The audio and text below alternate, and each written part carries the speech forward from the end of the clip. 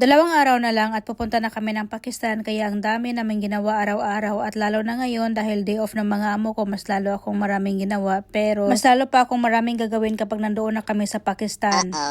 Hi! Ako si Jovi, 12 taon ng kasambahay sa pamilyang Pakistani.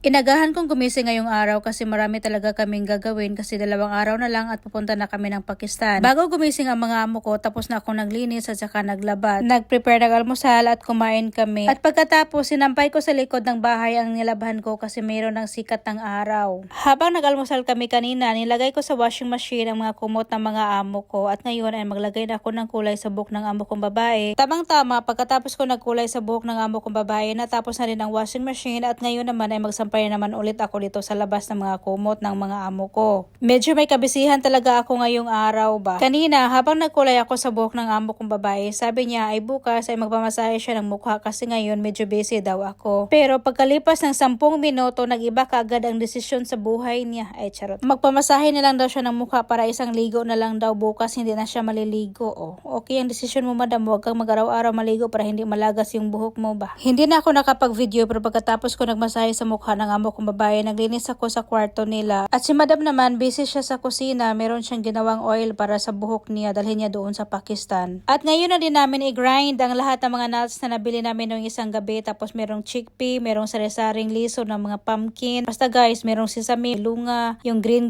pumpkin daw yan. Tapos yung maliit na liso, pumpkin din daw yan. Tinikman ko itong katatapos lang, gisanlag ng mga cashew at saka mga pumpkin na liso ba ay namirisi na paso. Oy.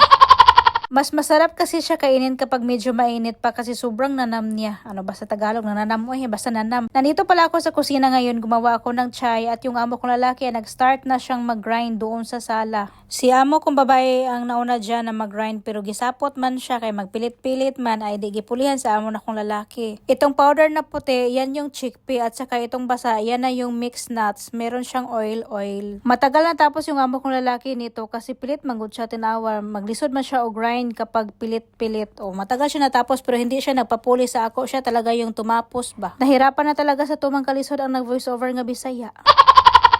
Fast forward, tapos na nag-grind na gamok kong lalaki, tapos na din ako ng hugas ng plato at ngayon ito na naman karton na among dumog-dumogon.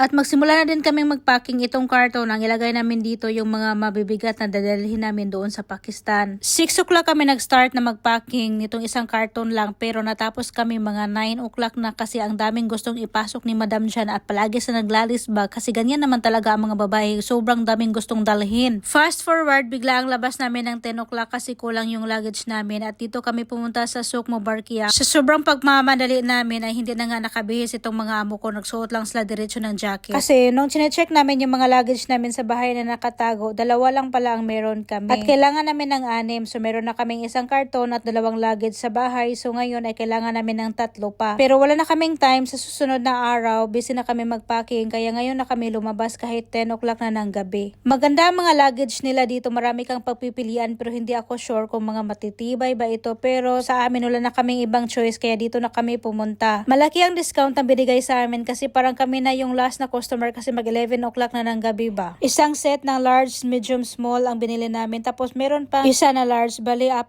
yung binili ng mga amo ko. At pagkatapos dito na din kami naghapunan sa Souk Mubarkia kasi 11:30 na ng gabi wala pa kaming hapunan. O diba, ganyan kami ka-busy guys, nakalimutan na namin kumain. Dito kami kumain sa Fred Swiley, basta yun yung pagkabasa ko Swiley. Ito yung famous na restaurant dito at saka pinakamatagal na din na restaurant. Marami silang mga branch pero sa lahat ng mga branch nila guys, sobrang puno. Palaging puno talaga. Iba-iba yung mga lahi na kumakain dito. Sobrang sarap at saka mura yung mga pagkain nila dito. Ang maganda dito, hindi pa dumating yung order mo pero mabusog ka na. Ang dami nilang ibibigay sa'yo ng mga appetizer. Ito, gimat ang tawag nila dito. Sobrang sarap kainin. Matamis siya pero hindi naman masyadong matamis. Dito, may chili flakes, green chili at ito yung naubos ko na carrot. Sobrang sarap niya kainin. At dumating na yung order namin na pagkain, matchbus at saka tika. Kapag pumunta kayo dito, wag nyo talagang kalimutan itong matchbus kasi sobrang sarap. Kahit kanin lang yung kainin mo, mabubusog ka na. Grabe, sobrang sarap talaga.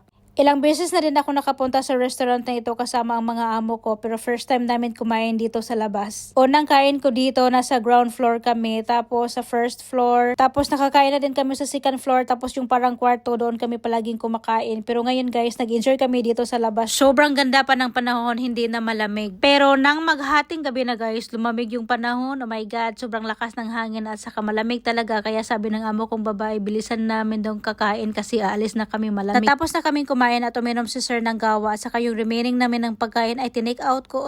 Sayang, ang sarap kaya. Papunta na kami ng sasakyan at yan yung restaurant sa likod, diba? Sobrang laki, hanggang third floor yata yan, pero mas maganda kumain dyan sa ground floor. Maganda na sa labas. At ito yung amo kong babae, nilamig na yung ulo niya kaya nagkulopo na siya dyan. Bigla kasing lumamig nung nag alas 12 na kasi malakas yung hangin ba, pero kapag walang hangin hindi naman malamig. Fast forward, nakarating kami sa bahay siguro mga 1 o'clock na yun kasi nagpagas pa kami. At kinabukasan ay morning duty pa yung mga amo ko at hindi pa ako nakapagplansya sa uniforme ng amo kong babae. At sinabihan pa naman ako na hindi naman daw ako masyadong busy, bakit hindi daw ako nakapagplansya. Matanda na talaga yung amo kong babae, hindi niya natandaan yung kabisihan namin buong araw.